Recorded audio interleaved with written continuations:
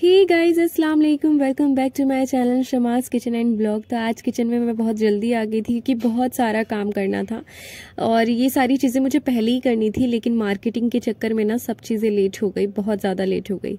लेकिन खैर कोई नहीं। तो यहाँ पे देखिए, मैंने ना छोटे वाले जो काले चने होते हैं वो और चने की दाल, इन सबको ना रात में ही भिगो के रख दिया था। अब यहाँ पे कुकर में मैंने चने को डाल दिया है और पानी डाल दिया, साथ में नमक डाल के मैं इसे 2 से 3 सीटी लगा दूंगी ताकि 80% जो है ये कुक हो जाए। फिर उसके बाद मैं इसे फ्रीज करके रखूंगी। उसी के साथ साथ यहाँ पे ये वाले जो चिकन देख रहे हैं ना आप, बड़े बड़े पीसेस वाले, ये मैंने फ्राई के लिए मंगाया था, लेकिन अब मैं इसका सालन बना रही हूँ। मैंने सोचा कि इसे सालन ही बना लेती हूँ ताकि रात के समय में आमना ज़ैनब खा ले और उसके बाद सेरी में हम लोग यही खा लेंगे। तो यहाँ पे ना इसे बनाने के लिए मैंने इसमें डाल दिया है नमक स्वाद अनुसार और 2 बड़े चम्मच अदरक लहसुन का पेस्ट और साथ ही साथ नींबू का रस, 1 नींबू का रस डाल दीजिए। इसे मैरिनेट करके हम कम से कम आधा पौन घंटा मैंने इसे छोड़ दिया था। आधा घंटा छोड़ा होगा क्योंकि टाइम नहीं था बिल्कुल भी, लेकिन जितना ज़्यादा छोड़ते हैं ना ये उतना ज़्यादा ही जूसी बनते हैं। तो ये बड़े बड़े पीसेस थे तो फ्राई के लिए मंगाया था, लेकिन खैर क्या कर सकते हैं, टाइम नहीं है तो सालन ही बना लिया, लेकिन बहुत बेहतरीन बना था। चलिए अब इसे मैरिनेट करने के लिए रख दिया है। तो अब यहाँ पे मैंने ले लिया है बेसन। तो यहाँ पे मैंने 2 चम्मच ना बेसन लिए हैं और उसे हल्का सा मैं रोस्ट कर लूंगी, ज़्यादा नहीं, कुछ सेकंड के लिए रोस्ट करना है। तो यहाँ पे देखिए, ये मेरा जो बेसन है ये रोस्ट हो चुका है। तो अब हम ना इसका मसाला तैयार कर लेते हैं। तो उसे डालिए एक प्लेट के अंदर।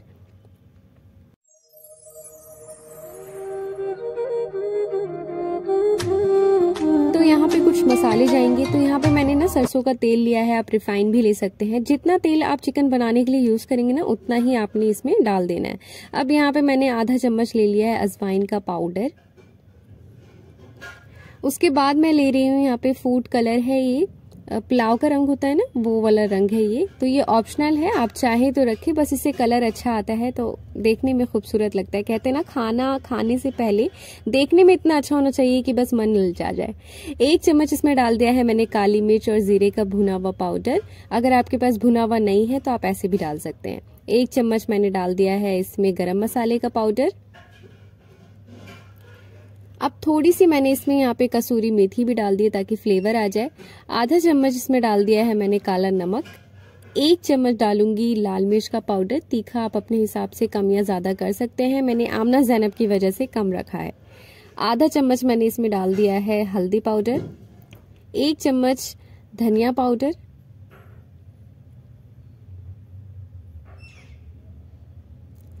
2 से 3 बड़े चम्मच मैंने इसमें डाल दिया है दही। तो आपको जितनी ग्रेवी चाहिए ना, दही की क्वांटिटी आप उतनी ज़्यादा बढ़ा भी सकते हैं, और बिल्कुल ही ड्राई वाला चाहिए तो घटा भी सकते हैं। तो मुझे थोड़ी सी ग्रेवी चाहिए थी, ज़्यादा भी नहीं, तो इसलिए मैंने 3 से 4 चम्मच इसमें दही डाल दी। अब सारे पेस्ट को एक साथ मिक्स कर लीजिएगा और फिर उसके बाद हमें डाल देना है चिकन के ऊपर और अच्छे से इसे मैरिनेट करके हम इसे रख देंगे कम से कम 1 घंटे के लिए।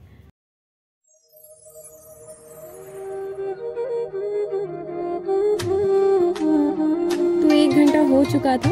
तो यहाँ पे मैंने कढ़ाई ले ली और उसे गर्म कर लेना है और फिर उसके बाद उसके अंदर जो है हम डाल देंगे ये सारा चिकन। तेल का इस्तेमाल हमें नहीं करना है क्योंकि हमने मैरिनेशन में ही तेल डाल दिया था।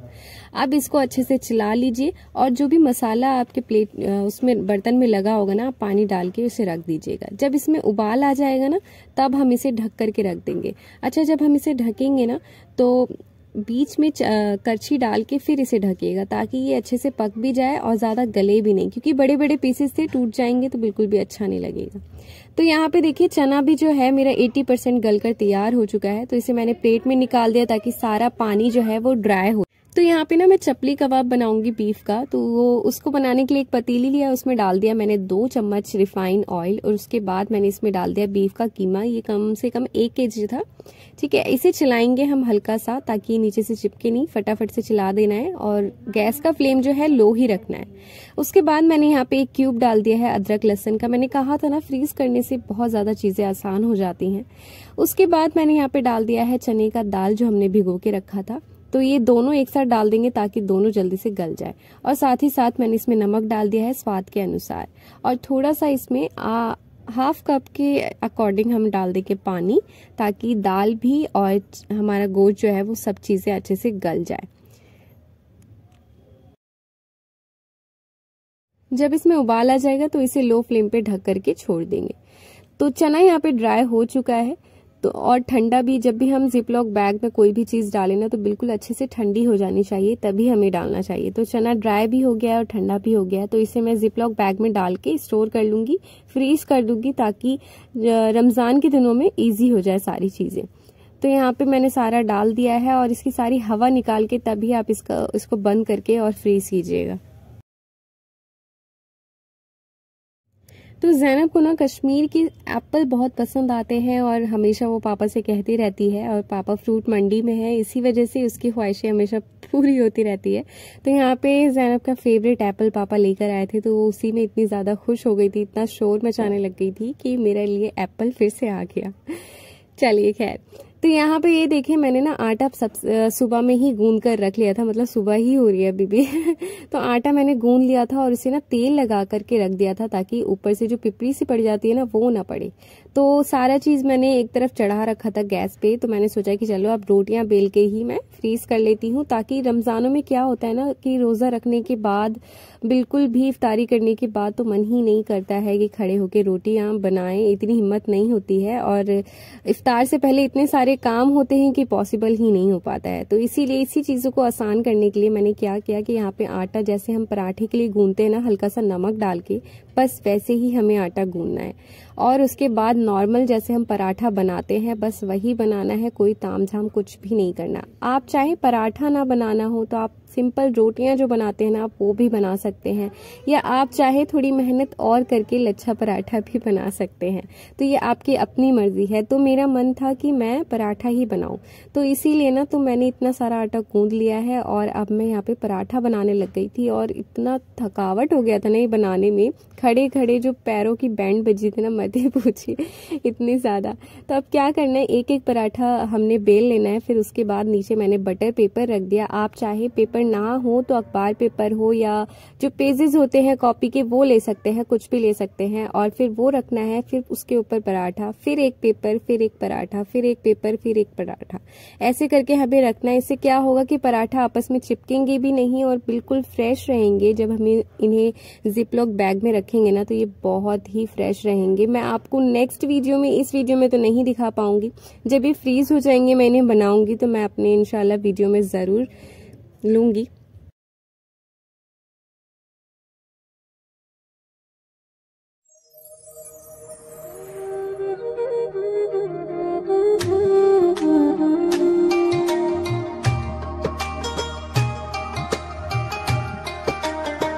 तो सबसे ज़्यादा मेहनत जो है ना मुझे इसी में लग गई थी, पराठा बनाने में बहुत ज़्यादा टाइम लग गया था, इसमें सबसे ज़्यादा मेहनत लग गई थी। पूरा किचन जो है ना फैला पड़ा हुआ था, ऐसा लग रहा था कि कितने सारे काम अभी पेंडिंग है, बहुत ज़्यादा। अच्छा, ये जो चिकन हम बना रहे थे ना तो मैं उसका वीडियो ही नहीं ले पा रही थी क्योंकि इतनी ज़्यादा बिजी थी ना, बहुत ही ज़्यादा। तो यहाँ पे ये देखिए हमारा जो बीफ है वो बहुत अच्छे से रेडी हो गया है। चने का दाल जो था ना वो भी बहुत अच्छे से गल गया था और बीफ भी बहुत अच्छे से गल गया था। तो ये देखें मेरे जो पराठे हैं मैंने ये बना लिए हैं इस तरीके से। और फिर उसके बाद इसे आराम से हम जिपलॉक बैग में डालेंगे। पराठे के ऊपर से भी बटर पेपर आप रख दीजिएगा ताकि ये सेफली रहे।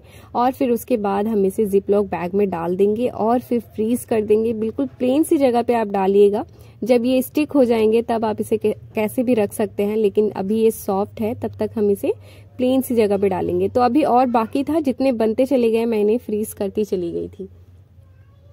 और बाकी सारे मैंने कम से कम 3 से 4 पैकेट जो है, मतलब कितने मेरे 30 से 40 परांठे जो है मेरे बन गए थे, ठीक है। और फिर उसके बाद जो थोड़ा बहुत आटा मैंने और गूंदा और उसके बाद मैंने इसे थोड़ा सा ना घर के खाने के लिए, कि रात को अपना खाने के लिए होता है ना पराठा वगैरह, सबको ज़्यादा पसंद आता है, ज़ैनब को तो बहुत ही ज़्यादा पसंद है, तो इसलिए मैंने थोड़ा पराठा जो है रात के खाने के लिए भी बना ली।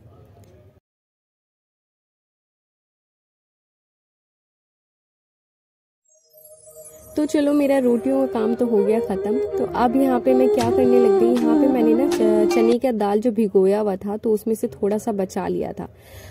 क्यों बचाया था, क्योंकि मुझे चिकन के गोला कबाब भी बनाने थे इसीलिए। तो यहाँ पे चने का दाल और पानी और नमक ये सारी चीज़ें डाल के मैं यहाँ पे थोड़ा सा गलने के लिए रख दूंगी 50% तक, क्योंकि चिकन डाल के जल्दी गल जाएगा और दाल फिर कच्चा रह जाएगा इसीलिए। तो वहाँ पे मैंने वो रख दिया है। और यहाँ पे ये देखिए कीमा जो है वो बिल्कुल अच्छे से तैयार हो गया था, लेकिन थोड़ा सा और इसे पीसना था, तो मैंने मिक्सर में तो नहीं पीसा है। मिक्सर में पीसने से बिल्कुल ही बारीक हो जाएगा, इसीलिए मैंने इसे चॉपर में चॉप कर लिया ताकि ये अच्छे से हो जाए। अगर आपके पास चॉपर नहीं है ना, तो आप जैसे ही गरम गरम कीमा उतारे ना, वैसे ही आप करछी वगैरह से इसे कस कस के मैश कर दीजिएगा, ये उससे भी आराम से इजीली हो जाएगा। ये देखें तो यहाँ पे दाल जो है उबल चुकी है। अब इसे ढक करके हम लो फ्लेम पे छोड़ देंगे ताकि ये अच्छे से गल जाए। 50% तक जब गल जाएगी तब हम इसके अंदर चिकन डालेंगे। और यहाँ पे कीमा जो है ये भी बहुत अच्छे से बिल्कुल बारीक हो गया है, ना ज़्यादा बारीक ना ज़्यादा मोटा, बिल्कुल जैसे मुझे चाहिए थी ना। कबाब के अंदर जो होते हैं थोड़े से रेशे रेशे टाइप के जो होते हैं ना, उस टाइप का खाने में बहुत अच्छा लगता है।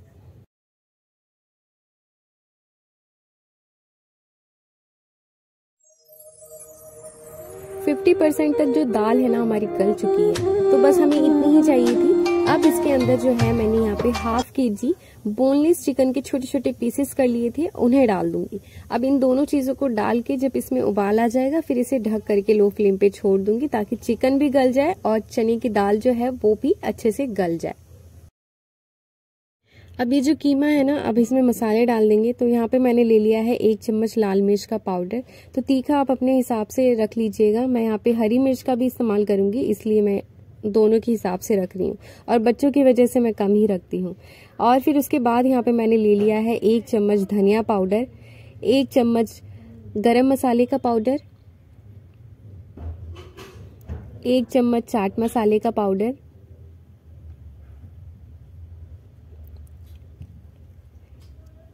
1 चम्मच काली मिर्च और जीरे का भुना हुआ पाउडर, 1 चम्मच मैंने यहाँ पे दरदरी जो मिर्चें मैंने स्टोर करा हुआ था, फ्रीज किया हुआ था, वो वाला ले लिया है।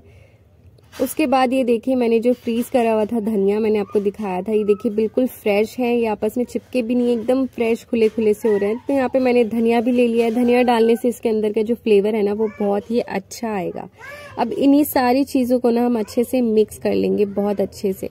और इसका जो टेस्ट था ना वो बहुत ही बेहतरीन था। मुझे तो फ्रीज करना था, तो आज तो मैंने बनाना नहीं था, लेकिन फिर भी जब चख के देखा था ना बहुत ही मज़ेदार था।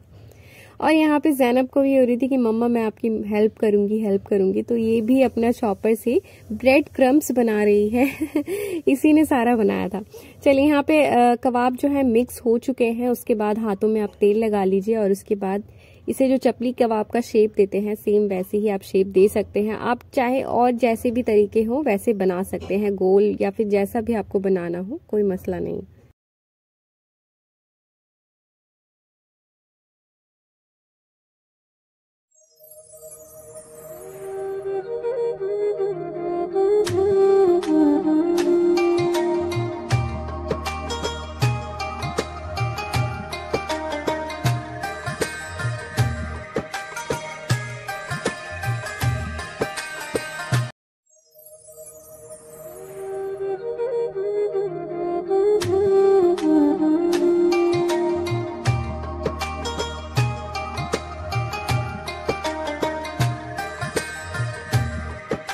तो लीजिए मेरे जो कबाब है वो बन गए थे सारे। फिर उसके बाद ब्रेड क्रम्स जो है ये ज़ैनब और उस ज़ैनब की नानी ने है, दोनों ने आपस में हेल्प करके बना दिया।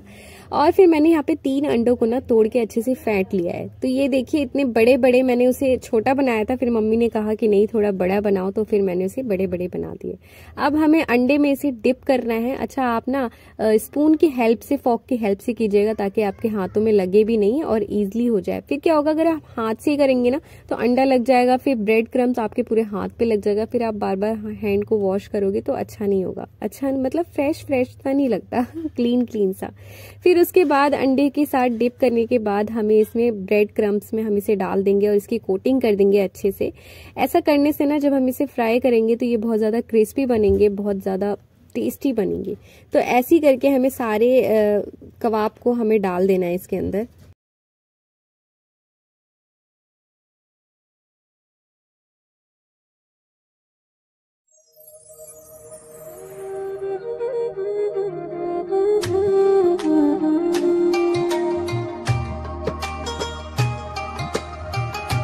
यहाँ पे सारे चपली कबाब जो है वो बन गए थे। अब इसे थोड़ी देर के लिए हम फ्रिज में रख देंगे, फ्रीजर में नहीं फ्रिज में, ताकि ये थोड़े से ठंडे और स्टिक हो जाएं।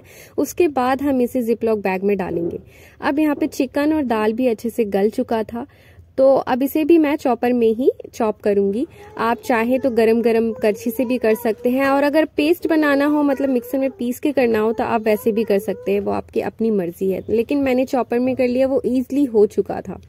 तो यहाँ पे देखें, मैं आपको दिखाती हूँ कि ये चिकन और दाल कितने अच्छे से बन गया था। अब बाकी की चीज़ें इसमें डालेंगे, जैसे नमक डाल दिया स्वाद के अनुसार, फिर 1 चम्मच मैंने इसमें डाल दिया है चाट मसाले का पाउडर, आधा चम्मच गरम मसाले का पाउडर, 1 चम्मच लाल मिर्च का पाउडर, तीखा अपने हिसाब से रखिएगा, 1 चम्मच धनिया पाउडर, 1 चम्मच काली मिर्च जीरे का पाउडर, 2 बड़े चम्मच अदरक लहसुन का पेस्ट, 2 अंडे मैंने डाल दिए थे इसमें। 1 अंडा जो प्लेट में अभी मैंने घोल के रखा था वो, और 1 अंडा तोड़ के डाल दिया। अब सारी चीजों को मिला रही मम्मी।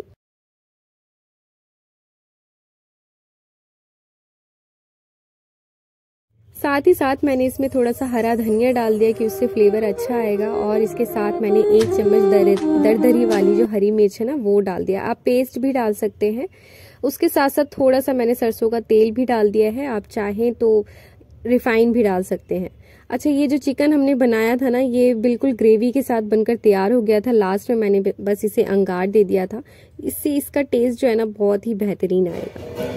तो यहाँ पे मम्मी जो है गोला कबाब का शेप दे रही थी, तो ये पेंसिल जो थी ना ज़ैनब की, उसमें करके दे रही थी, और ज़ैनब को तो उसकी तो जान ही अटकी हुई थी पेंसिल के अंदर कि नानी मेरी पेंसिल के साथ क्या कर रही है, मेरे कलर के साथ क्या कर रही है। कोई चीज़ मिल ही नहीं रही थी कि हम इसे कैसे बनाएं। तो मम्मी को आइडिया आया कि ज़ैनब की पेंसिल से बनाते हैं, और ये वाकई में बहुत ही अच्छा बन गया था। बिल्कुल शेप बहुत अच्छी आई थी इसकी, और जैसे ये बन गया था ना, ज़ैनब ने तो गुस्से में ऐसे पेंसिल छीना ना नानी से बस तो मम्मी उस साइड वो काम कर रही थी, और इधर किचन में मैं दूसरे कामों में लगी हुई थी। तो ये देखिए, कबाब जो है बिल्कुल स्टिक हो चुके हैं। तो अब हम इसे ना जिपलॉक बैग में डाल सकते हैं, क्योंकि अभी इसकी शेप जो है वो खराब नहीं होगी। अगर हम उसी टाइम डाल देते ना, तो इसकी शेप जो है वो बिगड़ सकती थी, बट अब बिल्कुल भी नहीं बिगड़ेगी। तो मैं इसे जिपलॉक बैग में ना फ्रीज करके रख लूंगी। तो ऐसे ना 2 पैकेट्स जो हैं वो मैंने बना लिए थे। तो अब इफ्तार के टाइम हड़बड़ी नहीं होगी, कोई टेंशन नहीं होगी कि अब कैसे करें, इतना सारा काम है, काम थोड़ा हमारा इजी हो जाएगा। तो यहाँ पे मैंने इसे जिपलॉक बैग में डाल दिया है। अब मैं इसे डाल दूंगी फ्रीजर के अंदर, हम इसे स्टोर कर लेंगे। और ये देखिए, हमारे जो गोला कबाब है ना, ये बिल्कुल अच्छे से बनकर तैयार हो गए। तो हम इन्हें भी ना फ्रिज में थोड़ी देर के लिए रख देंगे, ताकि ये भी थोड़े से स्टिक हो जाए। उसके बाद हम इसे जिपलॉक बैग में डालेंगे, तो इसकी भी शेप बिल्कुल भी खराब नहीं होगी।